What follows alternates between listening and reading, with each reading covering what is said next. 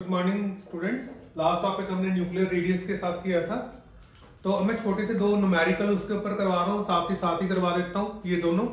बाकी न्यूमेरिकल की मैं अलग से इसकी वीडियो बनाऊंगा। जो इंपॉर्टेंट न्यूमेरिकल्स हैं पेपर्स में आ सकते हैं, आप इनको देखिए, लाइक कीजिए, सब्सक्राइब कीजिए और शेयर कीजिए, ठीक है।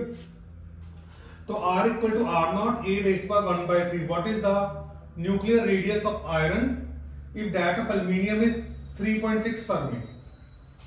एल्यूमिनियम का हमें रेडियस गिवन है, न्यूक्लियर रेडियस आयरन का हमें निकालना है। तो देखिए हम कैसे करेंगे। तो ये हमारा फार्मूला होता है R1/R2 इक्वल टू A1/A2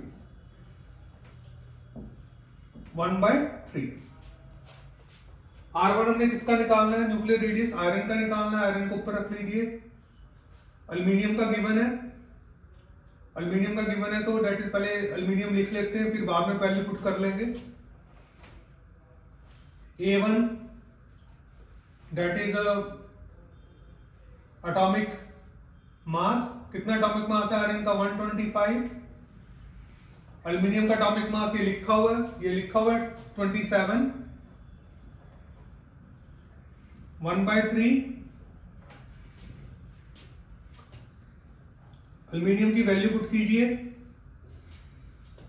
3.6। इसको 5 क्यूब कर लीजिए, 3 क्यूब। क्योंकि आपको जो न्यूमेरिकल आएगा वो आराम से आप सॉल्व कर पाओगे। ये नहीं कि अगर 1/3 दिया तो आपको सॉल्व करना मुश्किल हो जाएगा, ऐसा कुछ नहीं है। आयरन 3.6 इक्वल टू, इसको अलग अलग कर लीजिए, आपको थोड़ा आसान लगेगा सॉल्व करना।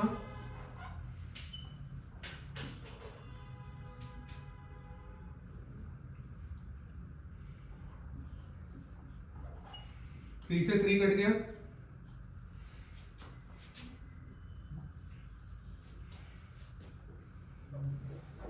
आयरन 3.6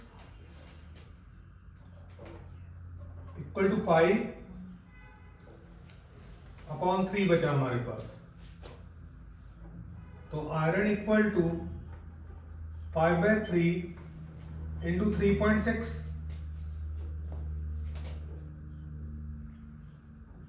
1.2। तो आयरन का एटॉमिक रेडियस 5 इंटू 1.2 10 1 6।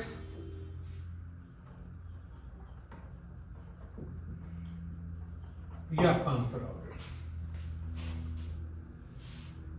कोई डाउट है तो बोलिए। ठीक है, क्लियर। अब नेक्स्ट क्वेश्चन देखिए।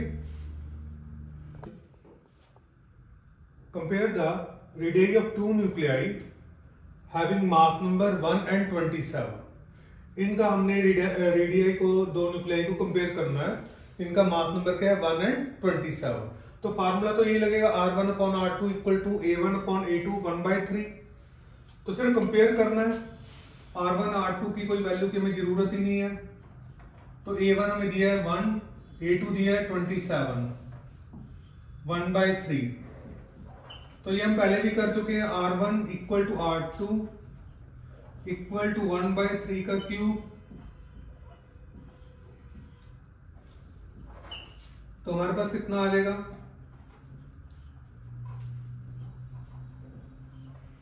ये इसके साथ कट जाएगा, 1 की जरूरत ही नहीं है।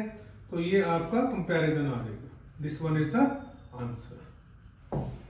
तो R1/R2 equal to A1/A2 1/3।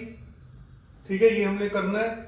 A1 कितना है? Atomic mass 1, second one is 27 atomic mass.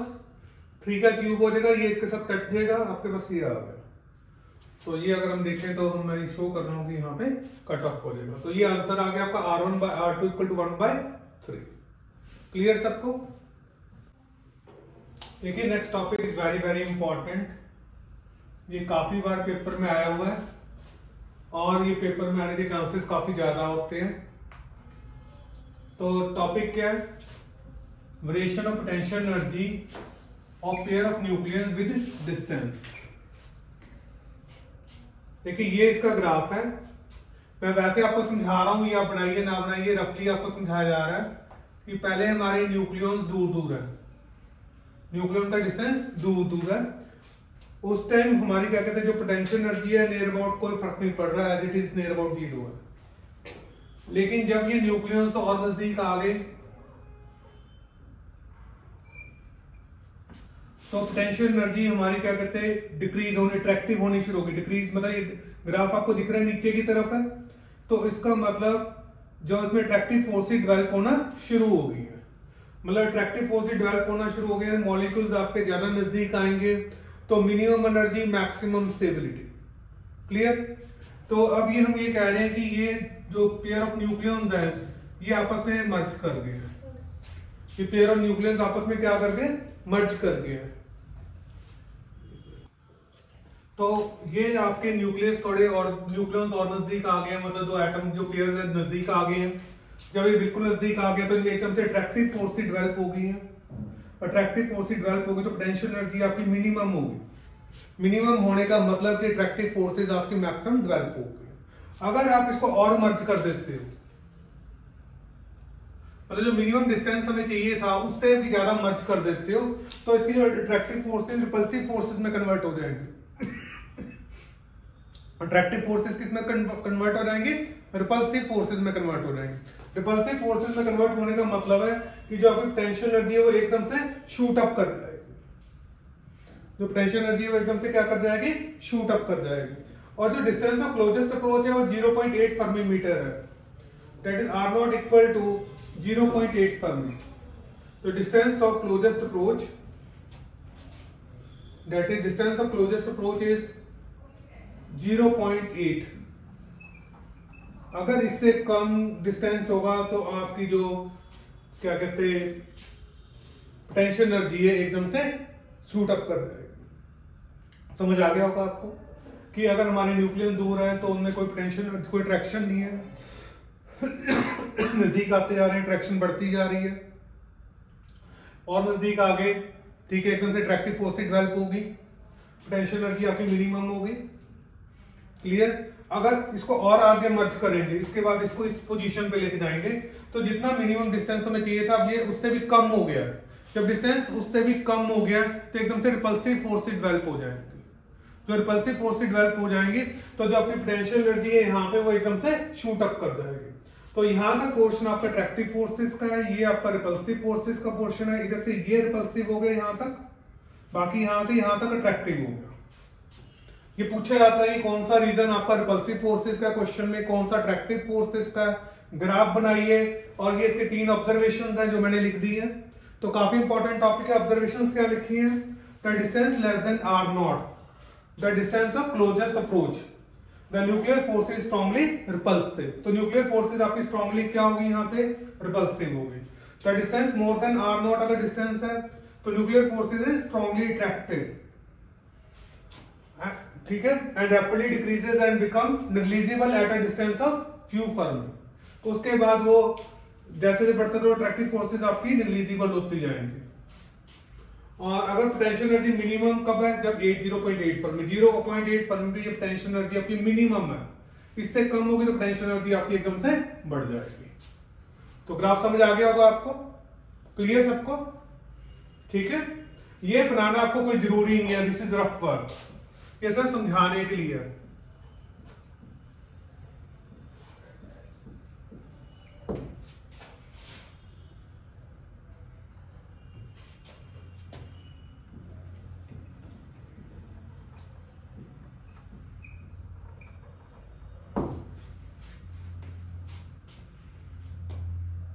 Clear?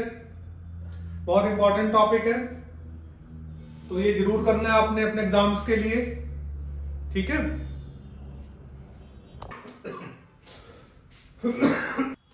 Next topic is very important, mark defect. बहुत इंपॉर्टेंट टॉपिक है, इस करके इंपॉर्टेंट नहीं कह रहा कि इसकी डेफिनेशन आ सकती है, इसके ऊपर न्यूमेरिकल आता है आपके एग्जाम में, आपके पेपर में इसके ऊपर न्यूमेरिकल आता है, वो मैं बाद में करवाऊंगा। तो इस करके ये टॉपिक इंपॉर्टेंट है। आज मैं जितने भी टॉपिक करा रहा हूं मोस्ट इंपॉर्टेंट करवा रहा हूं, फालतू तो वैसे ना मेरे को पढ़ाने की आदत है ना मैं पढ़ाता हूँ, मैं कोशिश वही करता हूँ जो आपके पेपर में आए, आपके एग्जाम में आए, मतलब आपको नंबर दिलाए, क्योंकि सबको नंबर चाहिए। समझ आना ना आना तो बात की बात है, ठीक है।